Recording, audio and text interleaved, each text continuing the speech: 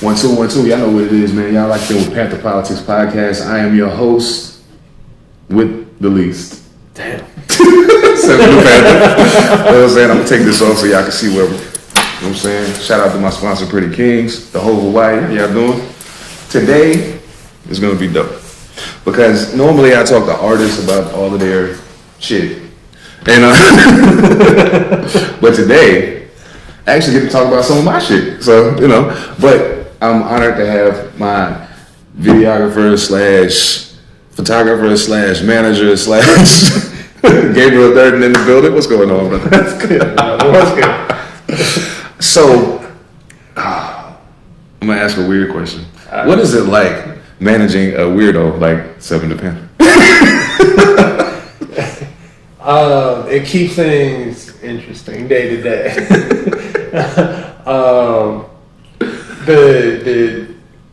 So we actually called our calendar that we share together the crazy calendar. Indeed, yes, indeed. It just keeps it wild. But yeah, I mean,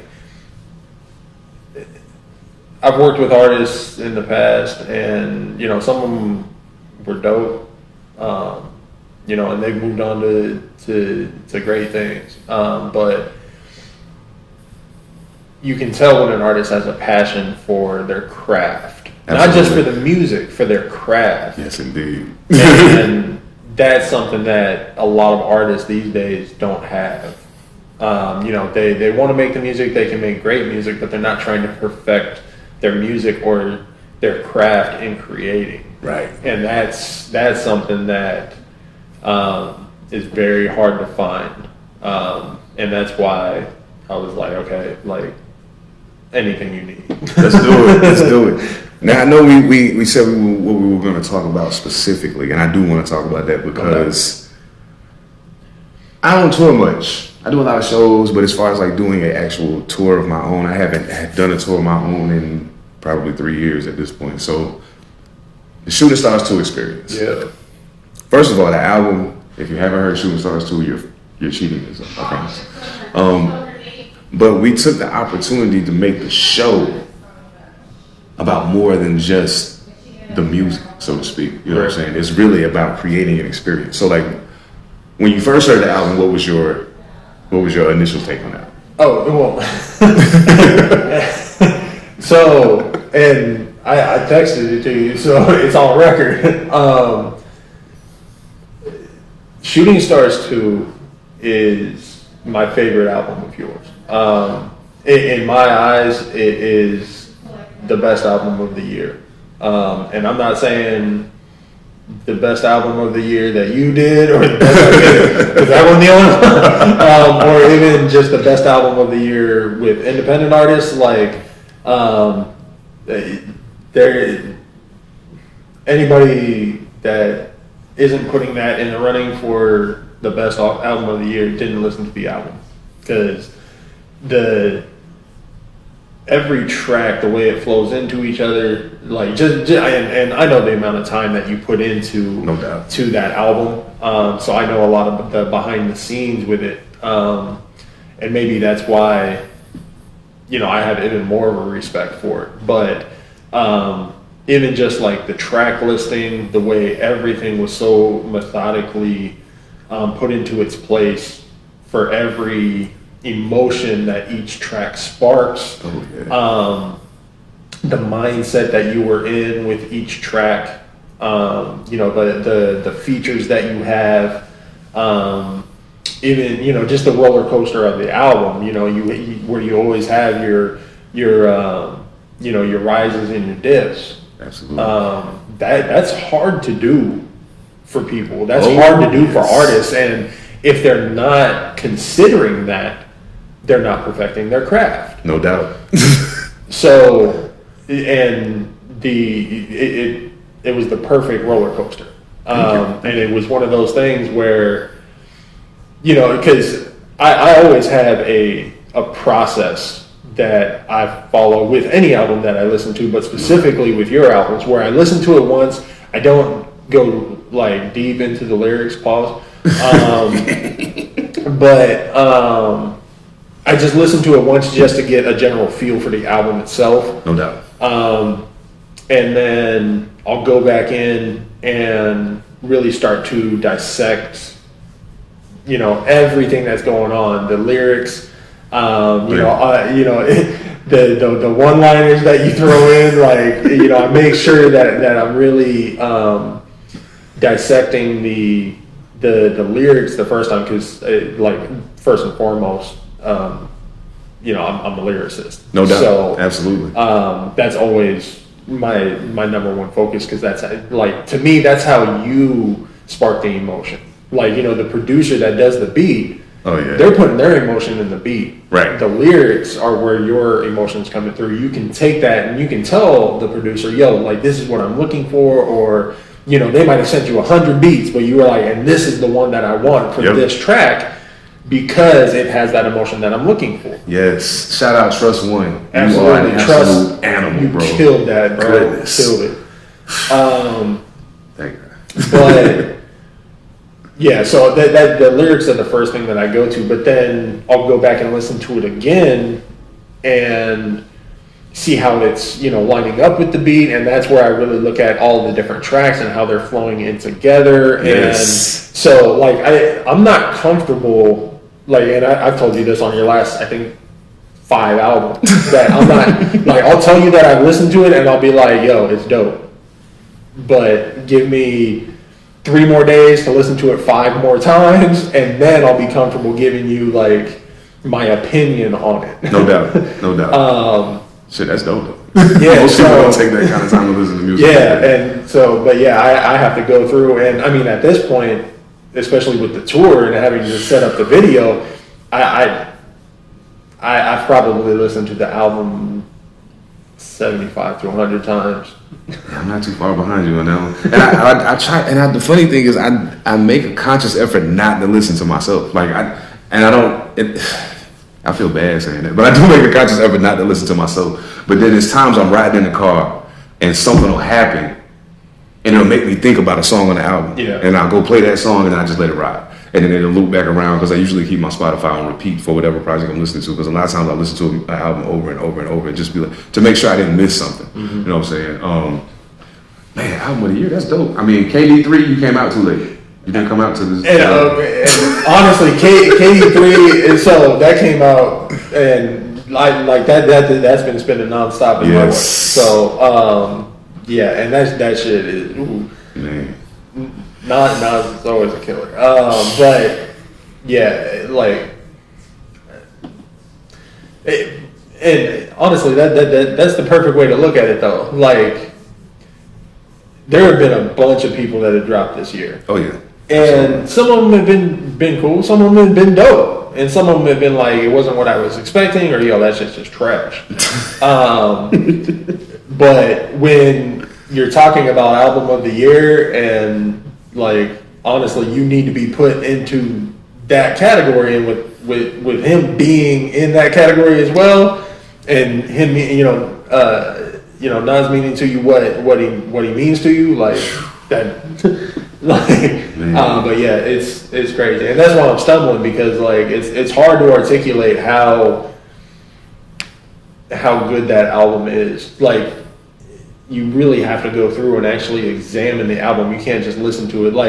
All you people that are disagreeing with me right now, you listened to it but you didn't hear it. Yeah, absolutely. So don't even get me started. But yeah, if you actually go in and examine the album, go ask your next question. That's crazy. So we did the first show of the tour right here in Tacoma at Parable, and I shout out to Parable. Y'all are awesome ladies. I love your establishment, the books, the vinyl, the candles, everything. It's a perfect spot. Yeah.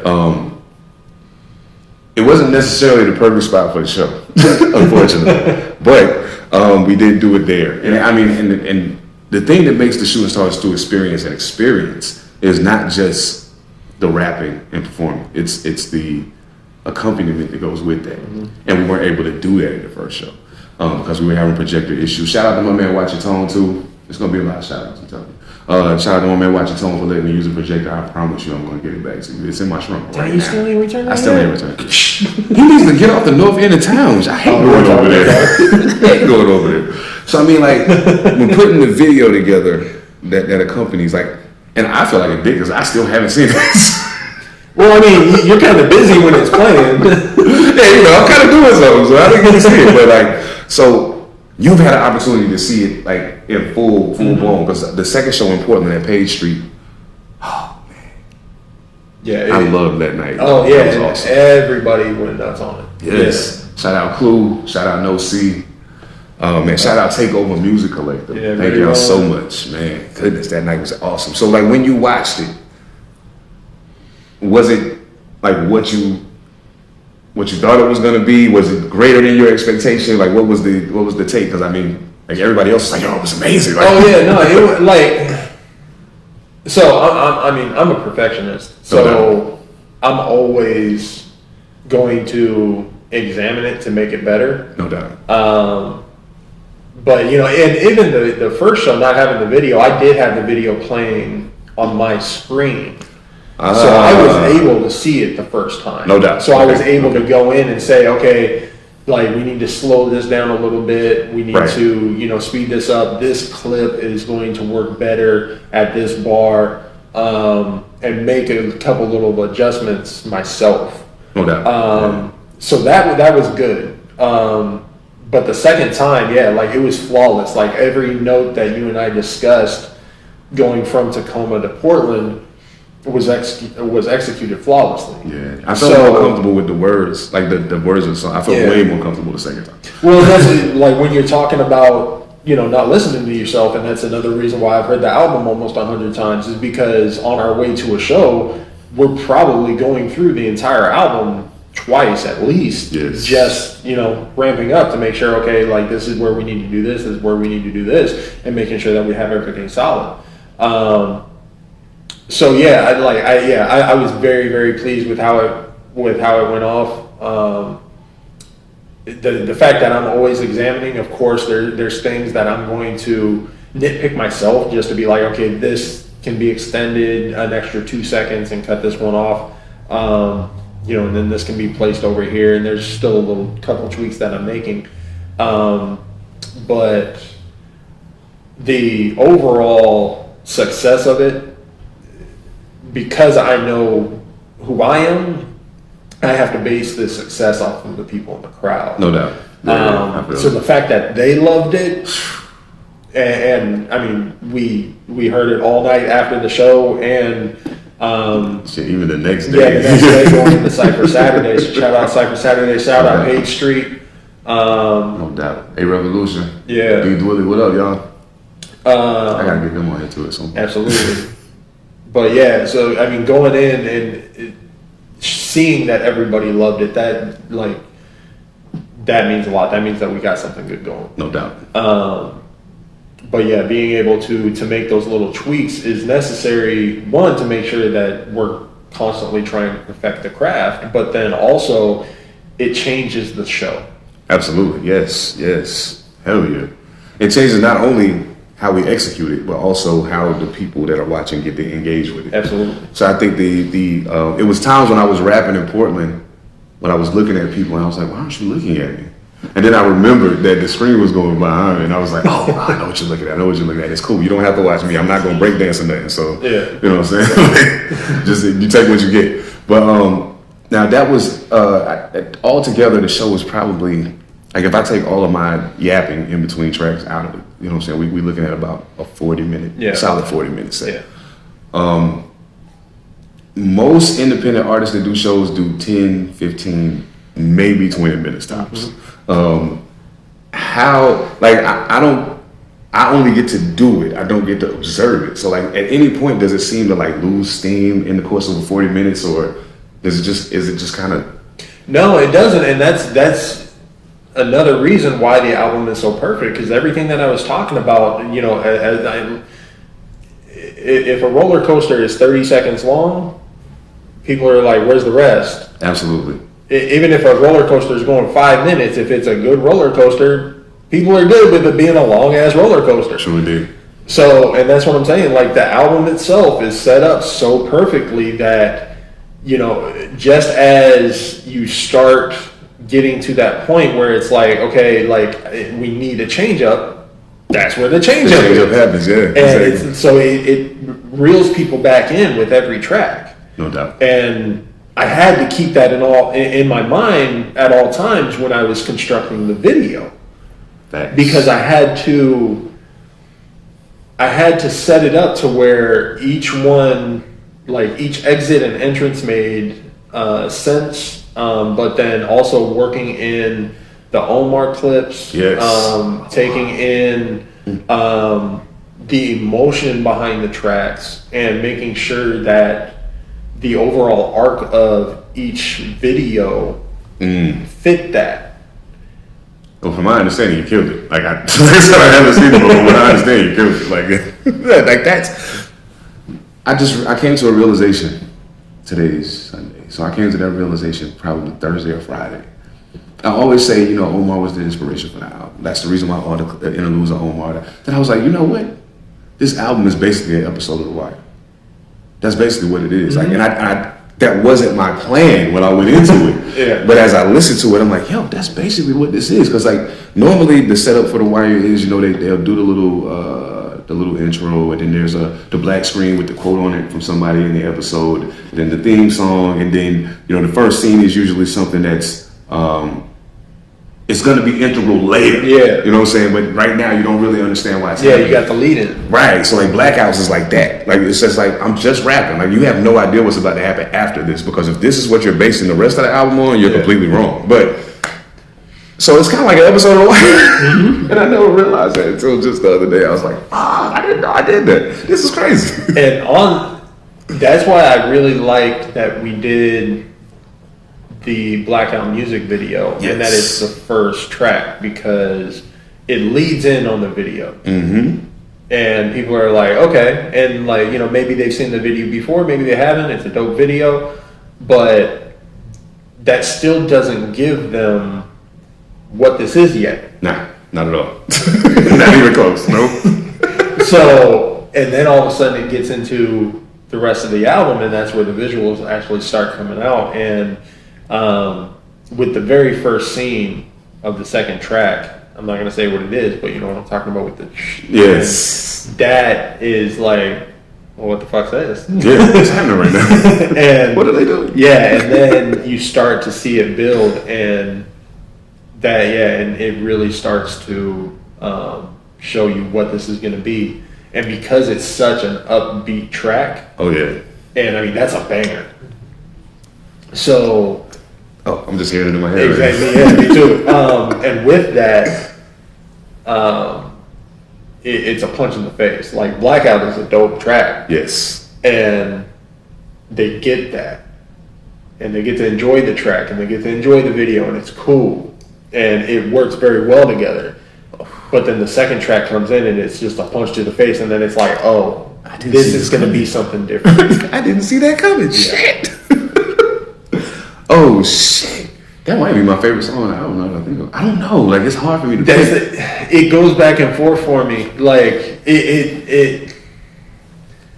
it's definitely one of my favorite tracks that you've ever done. But the thing is, there's 3 or 4 tracks on that album that are so good that like they all vie for number one. Like there are a couple key tracks out of your discography that definitely rival them, and I mean it's another celebration of a great artist.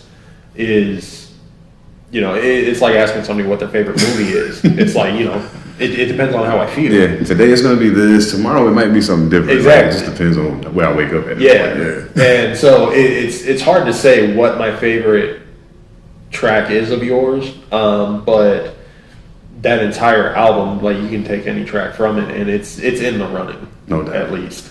I think and as we, like, the thing I never understood about independent artists is they'll do a project, they'll put out a video, maybe 2 videos.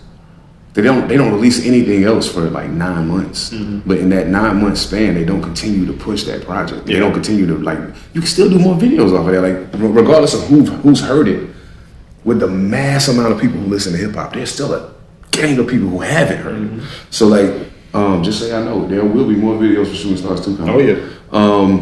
And then as we do those, then we start finagling the video a little different. Now it's like, okay, you start out with Blackout, then you go to this one and this one. Oh, there's a video for this song, so we're gonna put that in there. Okay, now we're going back to this, and especially for people in Takeover, who because I know Soul was at the first show and Mojo was at the first show. Yeah. Then all of them were at the second show. For those who saw the video the first time, as we start adding these different angles in, and then they keep seeing it, it's like, well, that's different. Like, you know what I'm saying? So,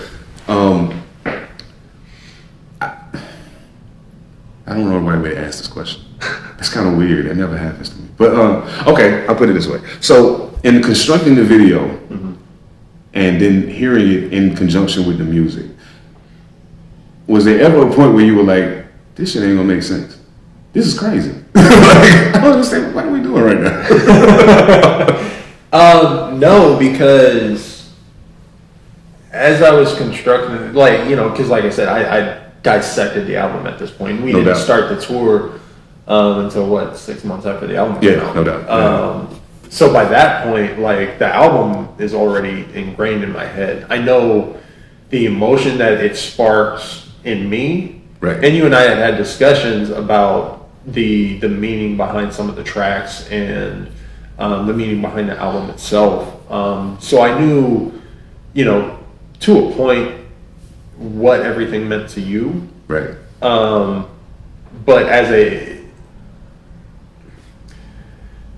knowing what it means to you is integral into putting the video together to express your feelings. But I also need to consider how the album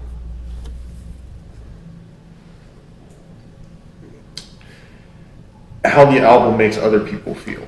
Right. Absolutely. And I was gonna say that differently, but just, yeah, like I have to take into consideration their emotional response to each track, to each bar. Yeah, for sure. Like they're like it's literally down like those. So there are videos in there that might last. I think the longest one is like 17 seconds. Oh, okay. And it so obviously it expands. You know, like probably 3-4 bars. Right. But, and so some of those like follow-up like might not completely integrate to the video. Right. But the thing is that one bar that inspired that clip is so impactful to the listener that they're still recovering. And you got to give them that time to recover. Yes. And you have a very good way of hitting them with a very impactful bar, and you continue to build on that. While that emotional response is still going, you're still feeding them that same emotion before you move on, and just as they're able to come out. We was broke as the Angles on Grand. That's one of my favorite lines of the whole album. Like, and that's exactly why I used the clip that I did. I love that shit. And to be even more specific, I used Grant Hill, but the clip that I used, who broke him? Did I see the clip? I didn't even see the clip. Kobe. My God. I specifically went in and looked at videos of Kobe and Grant. And I watched 5 or 6 of them, and I saw that one, and because I remembered it at some point, like he broke Grant hard, and I was looking for that clip, and I was just watching different clips of them. Oh man, I love that. And then eventually I was like, finally I found it, and I was like, okay, so I'm pulling that clip, and that. Man, I need something to drink. I feel it. I pulled that clip, and that takes us into the new road. No doubt. That's crazy. So I can't wait to see. Like, I already know we got the footage from Portland, so at some point I'm going to check it out. But promoters, club owners, talent buyers, whoever you may be. If you're looking for something to shake up what you usually do at your shows, let us know. We will come and we will rock and And honestly, the great thing about the Shooting Stars 2 experience is it doesn't matter if it's playing to a crowd of 500 or 50. Like the 2 shows that we've done, we've kept them intentionally intimate. Exactly. Because you have a chance to speak to the crowd in between different tracks, and even the splash screens are set up for the venue. Like it recognizes everything. We change the video with every show on the tour. Yeah. So everything is integrated into that one experience in that building at that moment. But yeah, so it doesn't matter if you're in a crowd of 500 or 50. Like you can get that emotional response from them, and being able to speak to them in between the tracks. Have the splash screen up, which has the album cover. It has the track list, so you're telling them what's coming. No doubt. But there's still no way of knowing how bad they're gonna get it. Even if you heard the album, the reason it's called the Shooting Stars 2 Experience is listening to music is one thing. Even feeling music is a different thing. But to actually experience music is a whole different situation. And they were kept small, like you said, so that we could kind of get a good gauge of where everybody was while they were listening. Yeah. You know what I'm saying? I think the best thing that could have possibly happened was the Portland show and having the openers that we had, because that got everybody's heart racing a little. Yep. So now you're already here, you know? And if you're already here, it's a whole lot easier for me to just meet you here and then take you all the way, as opposed to trying to catch you down here and move you up to where I want you to be. Mm-hmm. Even in the Tacoma show, that was the case, because Mojo Barnes did an excellent job of setting the show off. Man, that's crazy. Boise, Idaho was on the list. We already talked to somebody out there about something. It's just a matter of timing at this point. A lot of places, after COVID, once the shit opened back up, their calendar started filling up quickly. Yeah. So that's been part of the problem. And then even doing this tour was a late idea for me. Like I wasn't gonna do it, and then it was like, maybe I should. I really like the album, and I think other people will too. So, where's one place that we haven't been yet that you would love to go do this show? I definitely want to do an LA show, just because I lived in LA for a long time, and so I'm kind of biased toward LA. And there's a couple places that, like, for selfish reasons, like I want to do one in Oakland. For sure. I want to do one in New York, specifically for your background. Obviously, we got to do multiple in North Carolina. Yes. We can. Oh yeah. But the one place that it needs to be done in my head is Baltimore. You're a fucking mind reader, dog. So I mean, like there are certain places, and don't get me wrong, like I'm not saying Baltimore, like I'm not saying I don't want to do Baltimore. It's just for selfish reasons. Like there are a couple locations that I definitely want to hit. No doubt. But Baltimore to me is the absolute necessity. Yeah, I was thinking this whole time. I was thinking Baltimore and Brooklyn, because Baltimore just because of The Wire, and Brooklyn because that's where Michael K. Williams is from. Yeah. Like I was like, those two places would have the greatest appreciation. Yeah. For that. Because, I stayed in Baltimore for a little while, man. And Baltimore niggas love Baltimore, you know what I'm saying? So, like, they love their city, they love their neighborhoods, they love their people. Even the criminals, you know what I'm saying? Like, you see it in The Wire, even the criminals are, like, local celebrities, you know what I'm saying? So, Baltimore would be dope. Brooklyn would be dope. Yeah. I just think that at this point, I think it's a matter of finding promoters who aren't afraid to take a chance on something. You know what I'm saying? So, because when I say, hey, my set is almost an hour, and I only want like one other opener, I'm gonna bring Takeover with me. I only want one other opener from the area. It kind of gets a little sketchy for people, but we were able to do 2 in Portland because Clue only did a couple songs. But like under normal circumstances, just for time constraints, you would only want to have like that one person and Takeover do their thing, and then I do my thing. But like, is this like something that you like see going forward, like as we move beyond Shooting Stars 2, something that we can continue to do for each project, or? Absolutely, yeah. And honestly, because although this is the jump off point, like we've had other ideas, and you know, I can't say them here because it's kind of letting the cat out of the bag, but like, you know, there's been a series that if anybody is really watching your videos, if people are really listening to your music, they see a recurrence. Oh yeah. And so what I'll say is, if you know what I'm talking about, you're a true fan of Seven Da Pantha. And if you know what I'm talking about, there is an end game. Oh yeah. And you're not going to see it coming. Not at all. Like, and because even when we talked about it, when you said the idea, I was like, oh shit, that's dope. Yeah, let's do that. Just so y'all know, y'all be seeing the videos and shit. A lot of that's not me. All I do is rap, really. All I do is rap. I make the song. A lot of the ideas for the video come from his brain. Like, I just be like, yeah, that's dope, let's do it. I'll add an idea here and there, but most of that stuff's not my brain just doesn't work like that.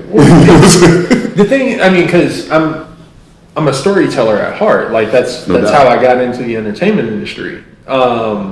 And your album tells a story. Like, even if you take it track by track, like that's fine. But if you put everything together, there's always a story there. Every time. And you know that honestly, that's my problem with a lot of rap these days. And you know, not to sound like the old head, but storytelling got lost somewhere in the mix. And you know, you can have, you know, a hit song. You can, you know. There's a lot of bangers out there, cool, but you can't elicit a true emotion. Like, you can hype somebody, right? But you can't elicit a true emotion with them without telling them a story. Facts, man. That is the storytelling. That's the reason why when you hear it now, people are like, oh my, because it got lost in the sauce at a point. Like, at a point, it was like Slick Rick, Cool G Rap. Big Daddy, all of these people were telling stories. Even Nas, Biggie, that whole era, people were telling stories. And it seemed like we went through a stretch of like maybe 10 years where it was like you rarely heard somebody tell a story. Yeah. A lot of it was all, I got money, I got chicks, I got chains, my car's so dope. How about you tell me the story about you going to get that car? Exactly. That's what I want to hear. Yeah. Like, tell me that. I don't know about your car being nice. The only time I give people a little bit of grace in not telling a story is if they're doing like a real hardcore like trap style, like right. You know, like straight banger where it's like, yo, like, cause you ain't gonna be like, yo, I killed this motherfucker on this day at this time. It's like, yo, man, you incriminating. Like, stop telling on yourself. What's wrong with you? Yeah, so like, I understand not telling that story. Make one up. I mean, like, Nas is probably okay. So I think Nas is the GOAT, but Nas is only number 2 on my list simply because Rakim is incredible. But in terms of the art of writing rhymes and just rapping, Nas is. When I listen to his music, even a song that's not a story, like you were saying, I can hear the story in it. Like he might go like 8 bars and throw a little quick story in there, and you don't realize it's a story until you go back. And then it's like, wait, this whole first 4 bars had nothing to do with this 8. Well, I mean, it kind of did, but like over here, he transitioned into like telling us a story. Yeah. And then he slid right back out of it and finished the verse off. That kind of MCing and that kind of artistry is sorely lacking. And it's crazy that a dude who's 49 years old is the one who's still able to do it. And like, I'm like, God, some of the guys who sell the most records in the world weren't even alive when Nas came out. Yeah. You know what I'm saying? So it's like, man, y'all ain't studied this guy? Like, and just for the record, I'm gonna say this, y'all get mad at me all you want to. After hearing King's Disease 1, 2, 3, and Magic, don't ever talk to me about Jay-Z being better than Nas. Don't ever. As long as you breathing, don't do it.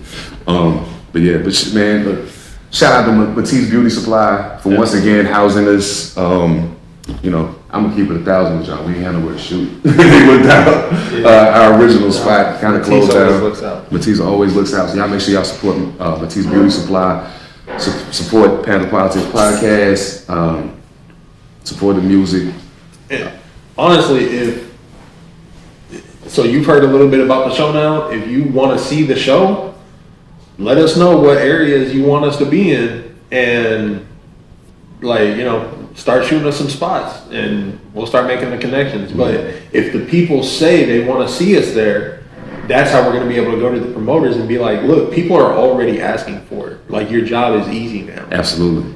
So if you want to see the shows, you got to let us know. Dave E said one of my favorite lines in regards to this, and I'm going to get out of here. He said, want to book me? Just send me the bag and pick a date. It's easy. I'm not hard. I got to get along with. I don't like my job, people. I will come rap for you.